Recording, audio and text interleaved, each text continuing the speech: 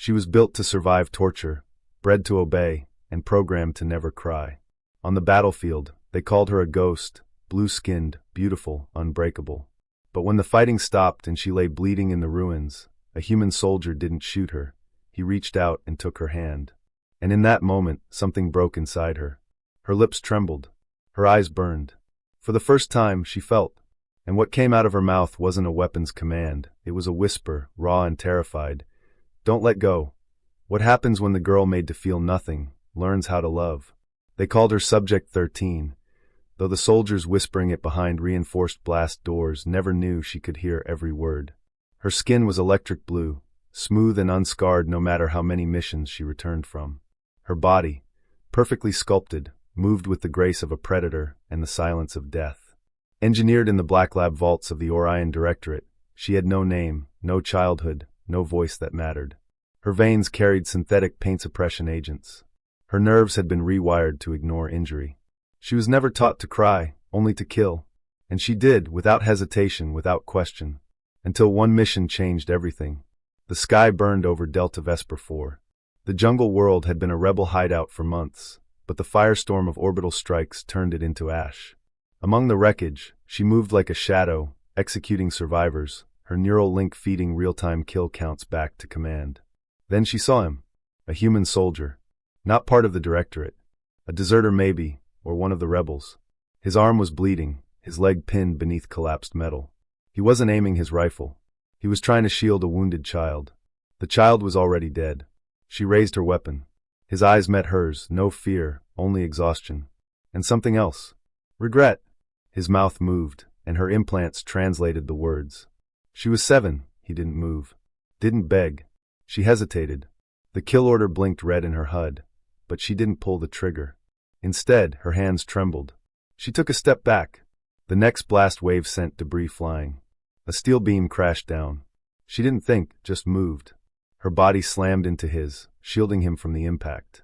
Her arm fractured in 2 places. She didn't feel a thing. But he screamed for her. "Why did you do that?" he shouted. She didn't know. No protocol. No code. Just instinct.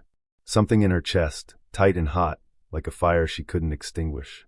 She dragged him out of the rubble. Found an old bunker. Patched his wound. He kept talking, even when she didn't respond. Told her his name, Kaylin. Asked for hers. She had none. So he called her Ashra. Said it meant dawn in some dead earth tongue. She didn't understand, but she didn't stop him. Days passed. No extraction came. Her orders stopped. Her pain suppression serum ran low. When her ribs cracked from another skirmish, she felt it. And she fell to the ground, eyes wide, not from agony but from shock.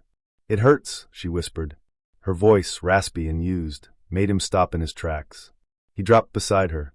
His hand, rough, warm, trembling, closed around hers. She jolted. She had never been touched without violence. She should have pulled away. But she didn't. That warmth crawled up her arm, into her chest, then her throat.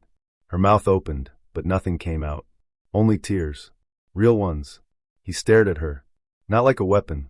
Not like a monster. Just her. "You can feel now," he said quietly. She nodded. "It's horrible." "It's human," he answered. That night, she didn't sleep. She watched him. Every rise and fall of his chest. The way he murmured things in dreams. She memorized the lines of his face. The imperfections. The kindness. The scars. She wanted, desperately, to understand him. To understand herself. When Directorate trackers finally arrived, she didn't report her location. When they found her anyway, her orders were clear. Kill the human. Erase the witness. Instead, she stood in front of him. Body trembling. Pulse racing. "You are compromised," the drone commander declared. "Correct," she replied. "I am alive." They fired. She shielded him. Again. She bled, screamed, and for the first time, pain made her feel alive. He tried to grab her hand again. "Don't let go," she gasped. "Don't let me go back to being nothing." The battle was short, violent, final. When it ended, the lab that made her burned. The system listed Subject 13 as terminated. But she wasn't. She lived. With him. On a small, forgotten moon where no one asked questions. Her nerves still ached. Her memories still haunted her. But each night, when he held her hand, she remembered she wasn't a weapon anymore. She was Ashra. And she could feel. And cry. And love.